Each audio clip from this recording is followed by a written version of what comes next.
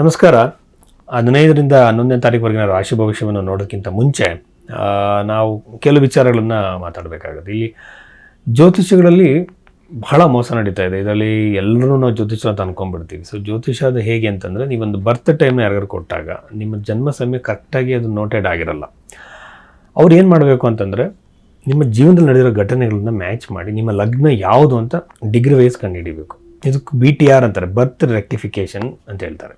ಇದನ್ನು ಮಾಡೇ ಆದಮೇಲೆ ನಂತರದಲ್ಲಿ ನಿಮ್ಮ ಭವಿಷ್ಯ ನಿರೂಪಣೆ ಮಾಡಬೇಕಾದ್ರೆ ನಿಮಗೆ ಅನ್ವಯವಾಗಿರೋ ದಶೆಯನ್ನು ಅಪ್ಲೈ ಮಾಡಬೇಕು. ಎಲ್ಲರಿಗೂ ವಿಂಶೋತ್ತರ ದಶೆ ಅಪ್ಲಿಕೇಬಲ್ ಆಗಲ್ಲ. ಕಂಡೀಷನಲ್ ದಶೆಗಳಿದೆ. ಅದರಲ್ಲಿ ಮಾಂಡುಕ ದಶೆ ಇದೆ, ಚರ ದಶೆ ಇದೆ, ದ್ವಿಸಪ್ತಿ ಸಮದಶೆ ಅಂತ ಹೇಳ್ತಾರೆ, ಮಲ್ಟಿಪಲ್ ದಶೆಗಳಿದ್ದಾವೆ. ಅದಾದಮೇಲೆ ಪರಿಹಾರ ಹೇಳುವಾಗ ಜೆಮ್ ಸ್ಟೋನ್ಸು, ನ್ಯೂಮರಾಲಜಿ, ವಾಸ್ತು ಪರಿಹಾರಗಳನ್ನ ಆ ಥರ ಹೇಳೋದಲ್ಲ. ಅದ್ಯಾವುದು ಕೂಡ ಬೃಹತ್ ಪರಾಶರ ಹೋರಾಶಾಸ್ತ್ರದಲ್ಲಿ ಏನೋ ಮ್ಯಾಗ್ನಮ್ ಓಪಸ್ ಅಂತ ಏನು ಕರಿತೀವಿ ಪುಸ್ತಕವನ್ನು, ಬೃಹತ್ ಪರಾಶರ ಹೋರಾಶಾಸ್ತ್ರವನ್ನು, ಅದರ ಪ್ರಕಾರವಾಗಿರುವಂಥ ಪರಿಹಾರಗಳೇನು, ಮಂತ್ರ ಜಪಗಳು, ದಾನಗಳು, ಗಿಡಗಳನ್ನು ನೆಡ್ಬೋದು. ಇದನ್ನೇ ಹೇಳಬೇಕಾಗತ್ತೆ. ಇದನ್ನು ಯಾರು ಬೇಕಾದರೂ ಮಾಡ್ಬೋದು. ಇದನ್ನು ಬಿಟ್ಟು ನಾವು ಹೊರಗಡೆ ಏನೋ ಹೇಳ್ತಿದ್ದಾರೆ ಅಂತಂದರೆ, ನಿಮಗೆ ಕಾಳಸರ್ಪ ದೋಷ ಇದೆ ಅಂತ ಹೇಳ್ತಾರೆ. ಕಾಳಸರ್ಪ ದೋಷ ಯಾವ ಒಂದು ಜ್ಯೋತಿಷ ಗ್ರಂಥದಲ್ಲೂ ಇಲ್ಲ. ಈ ಥರ ಹಲವಾರು ದೋಷಗಳು ಇಲ್ಲ. ಅದಕ್ಕೆಲ್ಲ ಪೂಜೆ ಮಾಡಿಸೋ ಅಗತ್ಯ ಇರಲ್ಲ. ಇನ್ನೊಂದು ಮುಖ್ಯವಾಗಿರೋ ಪರಿಹಾರ ಅಂತಂದರೆ, ನಿಮ್ಮ ಕರ್ಮವನ್ನು ಒಪ್ಕೊಳ್ಳುವಂಥದ್ದು. ಯಾವುದನ್ನು ಚೇಂಜ್ ಮಾಡೋಕ್ಕಾಗೋದಿಲ್ವೋ ಅದನ್ನು ಒಪ್ಕೊಳ್ಳುವಂಥದ್ದು. ಇದನ್ನು ಫಸ್ಟ್ ನೀವು ಗಮನಿಸಬೇಕು. ಕ್ರಿಯಾಮಾನ, ಪ್ರಾರಬ್ಧ, ಸಂಚಿತ ಕರ್ಮಗಳಲ್ಲಿ ಎಲ್ಲದನ್ನು ಬದಲಾವಣೆ ಮಾಡೋಕ್ಕಾಗಲ್ಲ. ಕ್ರಿಯಾಮಾನ ಕರ್ಮದಲ್ಲಿ ಇರುವಂಥದ್ದನ್ನು ಮಾತ್ರ ಸ್ವಲ್ಪ ಚೇಂಜಸ್ನ ಮಾಡ್ಕೋಬೋದು. ಅದು ಕೂಡ ಒಳ್ಳೆಯ ನಡತೆಯಿಂದ, ವ್ಯಕ್ತಿತ್ವದಲ್ಲಿ ಬದಲಾವಣೆಯಿಂದ. ನೀವು ಸಾತ್ವಿಕ ದಾರಿಯಲ್ಲಿ, ನ್ಯಾಯವಾಗಿರೋ ದಾರಿಯಲ್ಲಿ ಇದ್ದಾಗ ಮಾತ್ರ ನಿಮಗೆ ಪೂಜೆಗಳು ಪರಿಹಾರವನ್ನು ಸಿಗತ್ತೆ ಹೊರತು ಅನ್ಯಾಯ ದಾರಿಯಲ್ಲಿ ಇದ್ಕೊಂಡು ಯಾವುದೋ ಪೂಜೆ ಮಾಡಿದ್ರೆ ಖಂಡಿತ ಅನುಕೂಲ ಆಗಲ್ಲ. ಜ್ಯೋತಿಷದಲ್ಲಿ ಹಲವಾರು ಮಿಸ್ಅಂಡರ್ಸ್ಟ್ಯಾಂಡಿಂಗ್ಸ್ ಇದೆ. ಇಲ್ಲಿ ರಾಶಿಯಿಂದ ಇಡೀ ಜೀವನವನ್ನು ಹೇಳೋಕ್ಕೆ ಸಾಧ್ಯ ಇಲ್ಲ. ಈಗ ಜಾತಕದಲ್ಲಿ ಡೈವರ್ಸ್ ಅಂತ ಇದೆ ಅಂತ ಅಂದ್ಕೊಳ್ಳೋಣ. ನಿಂಗೆ ಡೈವರ್ಸ್ ಆಗುತ್ತೆ ಅಂತಾರೆ. ಯಾವಾಗ ಆಗುತ್ತೆ? ಮನೆ ಕಟ್ತೀರಾ ಅಂತ ಇರುತ್ತೆ. ನೀವು ಮನೆ ಕಟ್ಟ ಯೋಗ ಇದೆಯಪ್ಪ ಅಂದರೆ ಯಾವಾಗ ಆಗುತ್ತೆ? ಇದು ನಾವು ಟೈಮ್ ಸಮೇತವಾಗಿ ಈ ಟೈಮ್ ಪೀರಿಯಡಲ್ಲಿ ಆಗುತ್ತೆ ಅಂತೇಳಿ ಕ್ಯಾಲ್ಕುಲೇಷನ್ ಮಾಡಿ ಹೇಳಬೇಕು. ಇದಕ್ಕೆ ನಾವು ಅಷ್ಟಕ ವರ್ಗವನ್ನು ಎಲ್ಲದನ್ನು ಕೂಡ ಅಪ್ಲೈ ಮಾಡಬೇಕಾಗುತ್ತೆ. ಅದಕ್ಕೆ ಅವ್ರ ಬರ್ತ್ ಟೈಮ್ ಸರಿ ಇರಬೇಕು. ಇವೆಲ್ಲ ಮಾಡೋದಕ್ಕೆ ಒಬ್ಬ ಜ್ಯೋತಿಷಿಗೆ ನೀವು ಅದರಾಗಿರೋ ಚಾರ್ಜಸ್ ಕೊಡಬೇಕು, ಅದರಾಗಿರೋ ಟೈಮ್ ಕೊಡಬೇಕು. ನಾನು ಜ್ಯೋತಿಷಿ ಅಂತೇಳಿ ಎಲ್ಲರೂ ಹೇಳಿದಾಗ ಇವೆಲ್ಲ ಅವ್ರು ಮಾಡ್ತಾ ಇದ್ದಾರಾ? ನಿಮ್ಮ ಬರ್ತ್ ಟೈಮ್ ಸರಿಯಾಗಿ ಇದೆಯಲ್ಲ ಅಂತ ನೋಡ್ತಿದ್ದಾರಾ? ಲಗ್ನ ಸರಿಯಾಗಿದೆಯಲ್ಲ ಅಂತ ಚೆಕ್ ಮಾಡಿದ್ದಾರಾ? ಅದಾದಮೇಲೆ ನಿಮ್ಮ ಜೀವನದಲ್ಲಿ ನಡೆದಿರೋ ಘಟನೆಗಳಿಗೆ ಅದನ್ನು ಮ್ಯಾಚ್ ಮಾಡಿ ನೋಡಿದ್ದಾರಾ? ಅದಾದಮೇಲೆ ಯಾವ ಥರ ದಶೆಯನ್ನು ಅಪ್ಲೈ ಮಾಡಿದ್ದಾರೆ? ಇದನ್ನೆಲ್ಲ ನೋಡಿಕೊಂಡು ಜ್ಯೋತಿಷ ಕ್ವಾಲಿಫಿಕೇಷನ್ ನೀವು ಕಂಡುಹಿಡಬೇಕಾಗುತ್ತೆ. ಸುಮ್ಮನೆ ಎಲ್ಲರನ್ನ ಜ್ಯೋತಿಷ ಅಂತ ಯಾವ ಕಾರಣಕ್ಕೂ ನಂಬಕ್ಕೆ ಹೋಗ್ಬೇಡಿ. ಈಗ ಕೆಲವರು ಪೂಜೆಗಳೆಲ್ಲ ಮಾಡಿಸೋದಕ್ಕೆ ಹೋಗಿ ತುಂಬ ಮೋಸ ಹೋಗ್ತಿದ್ದಾರೆ. ಏನೇನೋ ಪೂಜೆಗಳಿಗೆ ದುಡ್ಡು ಕೊಟ್ಟು ಹಣ ಕಳ್ಕೊತಿದ್ದಾರೆ. ಆ ಕಾರಣಕ್ಕಾಗಿ ನಾನು ಇಂಟ್ರಡಕ್ಷನಲ್ಲಿ ಇದನ್ನೆಲ್ಲ ಹೇಳ್ತೀನಿ. ತುಂಬ ಜನ ಯಾಕೆ ಸರ್ ನೀವು ಇಷ್ಟೊಂದು ಲೆಂತಿಯಾಗಿ ಹೇಳ್ತೀರಾ ಇದ್ರ ಬಗ್ಗೆ ಅಂತಾರೆ. ಯಾಕೆ ಅಂತಂದರೆ, ಕಷ್ಟಪಟ್ಟು ಸಂಪಾದನೆ ಮಾಡಿರೋ ದುಡ್ಡನ್ನು ಅನವಶ್ಯಕವಾಗಿ ಯಾವುದಕ್ಕೂ ಖರ್ಚು ಹಾಳು ಮಾಡ್ಕೊತಿರ್ತಾರೆ. ಹಾಗಾಗಿ ಅವ್ರಿಗೆ ನಾವು ಮನವರಿಕೆ ಮಾಡಿಕೊಡ್ಲೇಬೇಕು. ಜ್ಯೋತಿಷ್ಯದ ಮೇಲೆ ಒಂದು ಕಪ್ಪು ಚುಕ್ಕೆ ಬರುತ್ತೆ.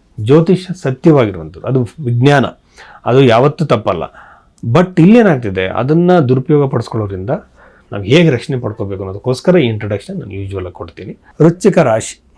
ಈ ವೃಶ್ಚಿಕ ರಾಶಿಯಲ್ಲಿ ಈ ವಾರದಲ್ಲಿ ನಡೆಯುವಂತಹ ಘಟನೆಗಳ ಬಗ್ಗೆ ನಾವು ನೋಡೋದಾದರೆ, ನಮ್ಮಲ್ಲಿ ವಾಸ್ತು ಸಮಸ್ಯೆ ನೋಡೋಕ್ಕೆ ಅಂತ ಬರ್ತಿರ್ತಾರೆ ಕೇಳೋದಕ್ಕೆ. ಅಂಥ ಸಂದರ್ಭದಲ್ಲಿ ನಾವೇನು ಮಾಡ್ತೀವಿ ಅಂದರೆ, ಅವರ ಮನೆಗೆ ಹೋಗಿ ಅಲ್ಲಿ ಕವಡೆಯನ್ನು ಹಾಕಿ ಪ್ರಶ್ನೆಶಾಸ್ತ್ರವನ್ನು ಹಾಕಿ, ಪ್ರಶ್ನೆಶಾಸ್ತ್ರದಲ್ಲಿ ರಾಹು ಮತ್ತು ಕೇತುಗಳ ಪ್ಲೇಸ್ಮೆಂಟನ್ನು ನೋಡಿ ಎಲ್ಲಿ ಸಮಸ್ಯೆ ಇದೆ ಅಂತ ನಾವು ಕಂಡುಹಿಡಿತೀವಿ. ಈ ಬಗೆಯಲ್ಲಿ ನಾವು ನೋಡಿದಾಗ ರಾಹು ಗ್ರಹದ ಪ್ಲೇಸ್ಮೆಂಟ್ 4ನೇ ಮನೆ ಇಲ್ಲಿ ರಾಶಿಯಲ್ಲಿ ಇದೆ, ವೃಶ್ಚಿಕ ರಾಶಿಯಿಂದ. ಹಾಗೆಯೇ ಎಲ್ಲೂ ಕೂಡ ಬಂದಾಗ ಯಾವ ದಿಕ್ಕಲ್ಲಿ ಸಮಸ್ಯೆ ಇದೆ ಅಂತ ಹೇಳ್ತೀವಿ. ಇಲ್ಲಿ ರಾಶಿಯಲ್ಲಿ ಬಂದಾಗ ಕುಟುಂಬದಲ್ಲಿ ಜಾಸ್ತಿ ಕಲಹ, ಕಿರಿಕಿರಿಗಳಾಗೋ ಸಾಧ್ಯತೆ ಇರುತ್ತೆ. ಅಂದರೆ ಕುಟುಂಬದಲ್ಲಿ ಯಾವುದೇ ಥರದ ಸಮಸ್ಯೆಗಳು, ಬೇರೆ ಬೇರೆ ಕ್ಷುಲ್ಲಕ ಕಾರಣಗಳಿಗೆ ಆಗುವಂಥ ಸಾಧ್ಯತೆಗಳಿರುತ್ತೆ. ನೆಮ್ಮದಿ ಹಾಳಾಗ್ಬೋದು, ಸಂತೋಷ ಹಾಳಾಗ್ಬೋದು, ತಂದೆ ತಾಯಿ ಜೊತೆಗೆ ಕಿರಿಕಿರಿಗಳಾಗ್ಬೋದು. ಈ ಒಂದು ಇದಕ್ಕೆ ನೀವು ಪ್ರಿಪೇರ್ ಆಗಬೇಕು. ಮೆಂಟಲಿ ಪ್ರಿಪೇರ್ ಆಗೋದು ಒಳ್ಳೆಯದು. ಯಾವ ಕಾರಣದಿಂದ ಎಲ್ಲಿಂದ ಸಮಸ್ಯೆ ಬರುತ್ತೆ ಅಂತ ಹೇಳೋಕೆ ಬರಲ್ಲ, ಬಟ್ ಎಲ್ಲದಕ್ಕೂ ಪ್ರಿಪೇರ್ ಆಗಿದ್ರೆ ಬಹಳ ಒಳ್ಳೆಯದು.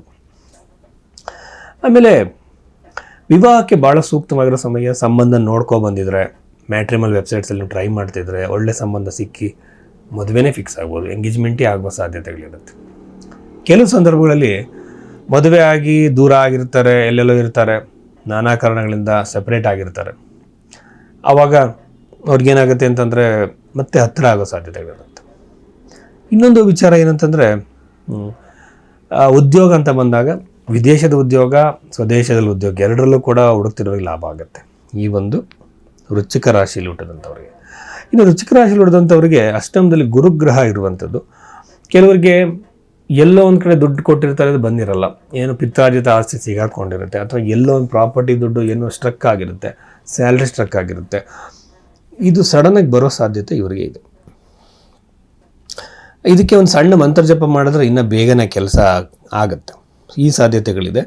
ಇದಾದಮೇಲೆ 10ನೇ ಮನೆಯಲ್ಲಿರುವಂಥ ಕೇತು ವರ್ಕಿಂಗ್ ಎನ್ವಿರಾನ್ಮೆಂಟಲ್ಲಿ, ಕೆಲಸ ಮಾಡೋ ಜಾಗದಲ್ಲಿ ಬಹಳಷ್ಟು ಕಿರಿಕಿರಿಗಳನ್ನು ಉಂಟು ಮಾಡ್ತಾನೆ, ನೆಮ್ಮದಿಯನ್ನು ಹಾಳು ಮಾಡ್ತಾನೆ. ಆ ಪ್ಲೇಸಿಂದನೇ ನೀವು ಹೊರಗಡೆ ಹೋಗುವಂಥ ಸಾಧ್ಯತೆ ಇರುತ್ತೆ. ಅಂಥ ಘಟನೆಗಳು ನಿಮಗೆ ಅವಮಾನವಾಗಿ, ಬೇಜಾರಾಗಿ, ಇಂಕ್ರಿಮೆಂಟ್ ಇಲ್ಲದಲ್ಲ ಇನ್ನೊಂದು ಕಾರಣದಿಂದ ಹೊರಗಡೆ ಬರೋ ಸಾಧ್ಯತೆ ಇರುತ್ತೆ. ಸೊ ಹಾಗಾಗಿ ಈ ವಿಚಾರ ನೀವು ಗಮನ ಕೊಡಬೇಕಾಗುತ್ತೆ, ಕೇರ್ಫುಲ್ ಆಗಿದೆ. ಈಗ ನಾವು ಕೆಲವು ಸಂದರ್ಭದಲ್ಲಿ ಏನು ಮಾಡ್ತೀವಿ, ಕೋಪ ಬಂತು ಅಂತೇಳಿ ಇಮಿಡಿಯೇಟ್ ಅದನ್ನ ಹಂಗೆ ಎಕ್ಸ್ಪ್ರೆಸ್ ಮಾಡ್ತೀವಿ. ಕೆಲವು ಸಂದರ್ಭಗಳಲ್ಲಿ ಎಕ್ಸ್ಪ್ರೆಸ್ ಮಾಡೋದು ಒಳ್ಳೆಯದಲ್ಲ, ಸಮಯ ಸಂದರ್ಭವನ್ನು ನೋಡಿ ಎಕ್ಸ್ಪ್ರೆಸ್ ಮಾಡಬೇಕು. ಹಾಗೆ ವಿನಾಕಾರಣವಾಗಿ ನಾವು ಮಾಡ್ತಾ ಇದ್ದರೆ ಅದರಿಂದ ಪ್ರಾಬ್ಲಮ್ಗಳು ಕ್ರಿಯೇಟ್ ಆಗುತ್ತೆ. ಆರೋಗ್ಯದಲ್ಲಿ ನನಗೆ ಅನಿಸ್ತಂಗೆ ಏನೂ ಸಮಸ್ಯೆಗಳೇನಿಲ್ಲ. ಜೊತೆಯಲ್ಲಿ ಹೊಸ ಪ್ರಾಪರ್ಟಿಗಳನ್ನ ಕ್ರಿಯೇಟ್ ಮಾಡೋದಕ್ಕೆ ಒಂದು ಆಲೋಚನೆ ಬರ್ಬೋದು ತಲೆಗೆ, ಪ್ರಾಪರ್ಟಿ ಆಗಲಿ ಮನೆ ಆಗಿರಲಿ ಮಾಡೋದು. ಯೂಶ್ವಲಾಗಿ ಈ ಥರ ಕಾಂಬಿನೇಷನ್ ಇದ್ದಾಗ ಲೇಟ್ ಆಗುತ್ತೆ, ಬಟ್ ಒಂದು ಆಲೋಚನೆ ಥಾಟ್ಸ್ ತಲೆಯಲ್ಲಿ ಬರ್ತಾ ಹೋಗುತ್ತೆ. ಇನ್ನು ಪಂಚಮ ಸ್ಥಾನ ನೋಡಿದಾಗ ಮಕ್ಕಳಿಂದ ಸಂತೋಷ ಖಂಡಿತ ಸಿಗುತ್ತೆ.